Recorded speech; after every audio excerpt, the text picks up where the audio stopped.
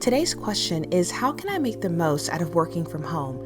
I had a conversation with a friend the other day, and we both came to the conclusion that what we are going through right now is not going away anytime soon. So what can we do? What can we use to make working from home a little bit nicer?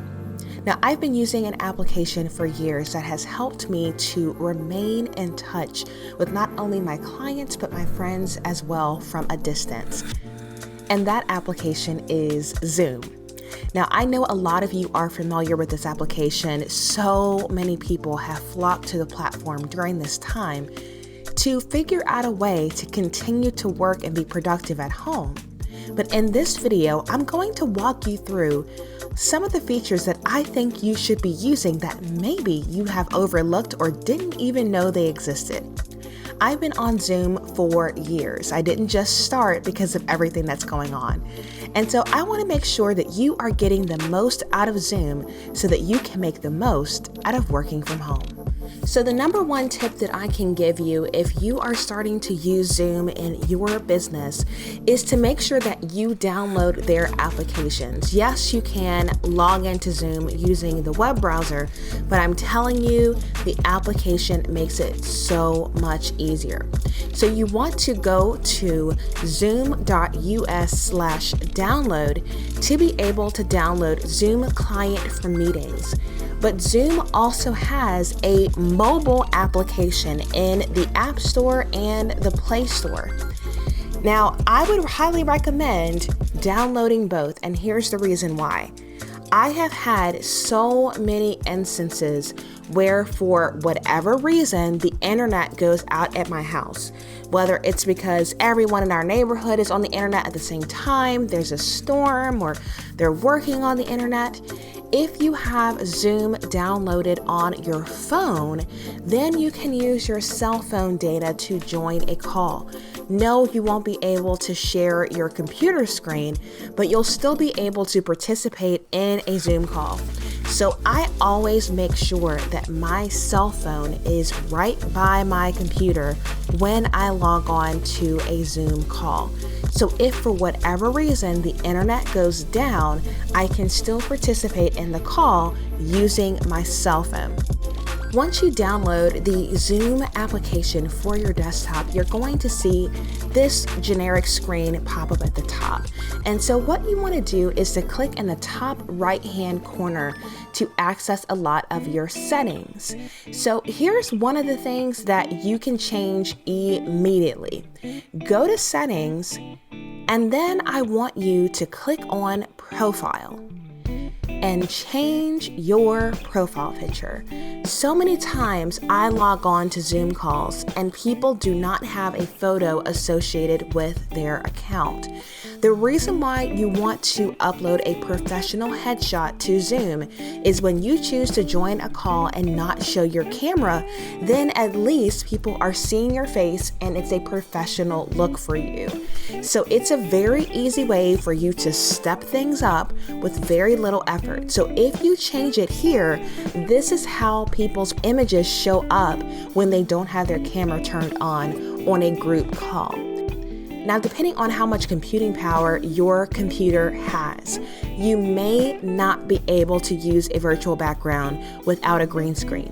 But if you click on virtual background, you're going to have some options here, and then you can upload a virtual background. Some of you have seen this when you've hopped on a Zoom call and someone has a virtual background behind you and you're like, how on earth were they able to utilize that? How on earth were they able to program it? This is how. You go to settings and halfway down, you'll see virtual background. If you click that plus sign, you can add an image or add a video. So you want to utilize this when you are hosting summits, when you're hosting a professional event on Zoom. It's a really nice thing for you to have a professional background other than showing an area of your home.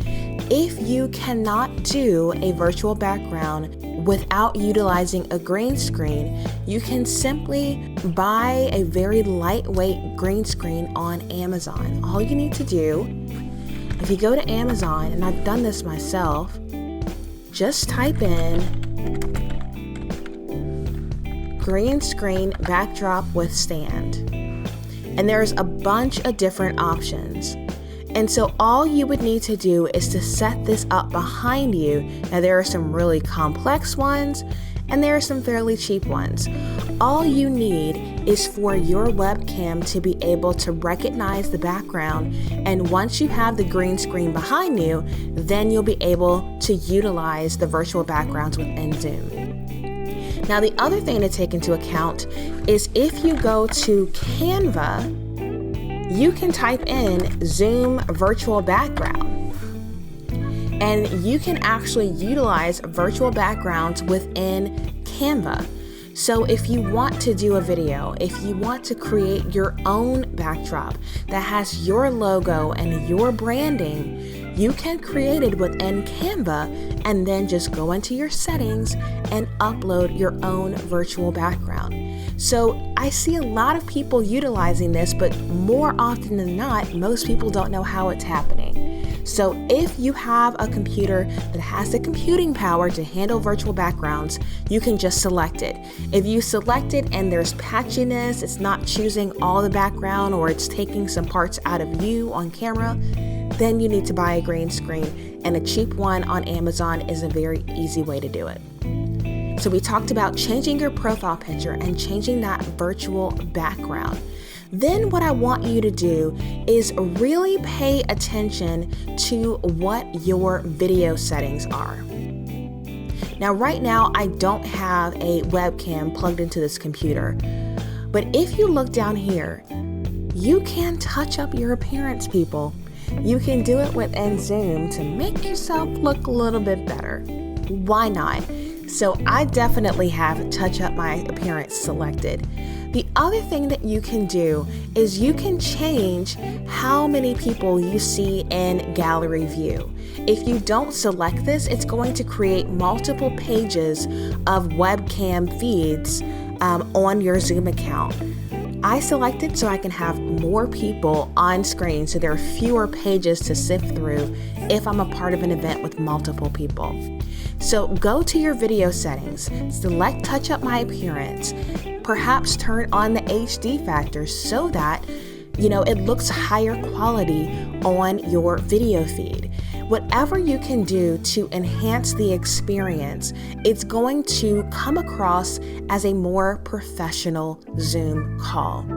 So when you download that desktop application, click through here. There are things that you can do to enhance your appearance. There are things that you can do to enhance your experience. Make sure that you utilize the settings features on your Zoom account to make sure that you're getting the most out of paying for Zoom. And the last thing I want to say is there are different settings within the desktop application than what you see when you log in on their website. So feel free to go through the settings here, but make sure that you double back on their website. Remember, we are distanced physically, we don't have to be distanced socially, and so we can find really fun ways, especially these virtual backgrounds, to interact with each other from a safe distance.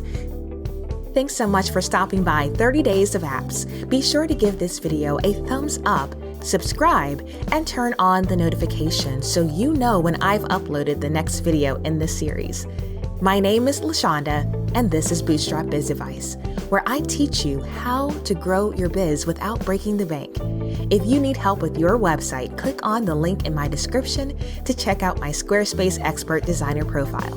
You can also gain access to my resource library for free by clicking on the link in my description. Until next time, ta-ta for now.